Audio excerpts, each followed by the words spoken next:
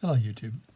I thought I'd talk to you a little bit. I've got a sailing video that I usually do every year. We've done a sailing trip for the past 9 years, and it's been an eventful, pretty significant sort of thing for every year, and we've enjoyed it all the time.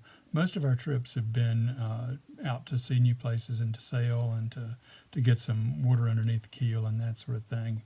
This year's trip was a little bit different. We went in search really of some ancestors.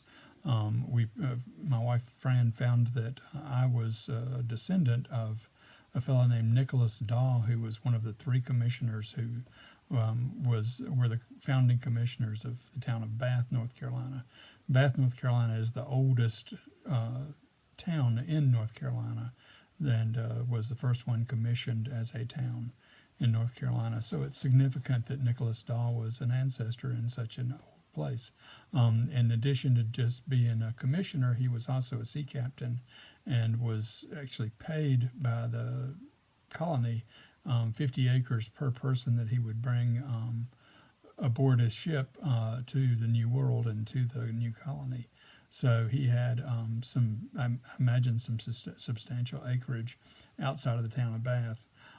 He had lot 104 in Bath, but he never lived in the town itself. He didn't build on the lot. John Lawson, one of the other commissioners, built right on Bonner Point, which we actually visited. And then my ancestor, Nicholas Dahl, had a plantation off of there.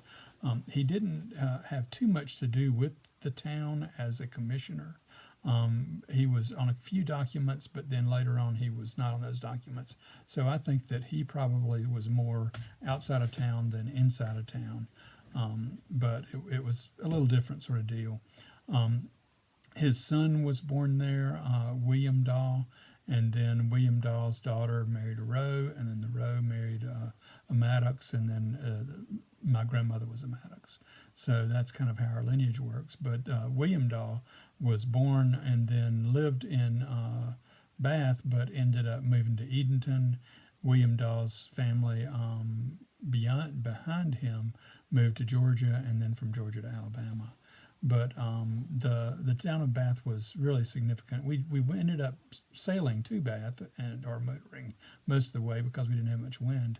But we saw the historical site. There's a state historical site in Bath, and I can't stress enough how much we appreciated the time of the employees at the historical site and the information that they had that they could help us out with and such.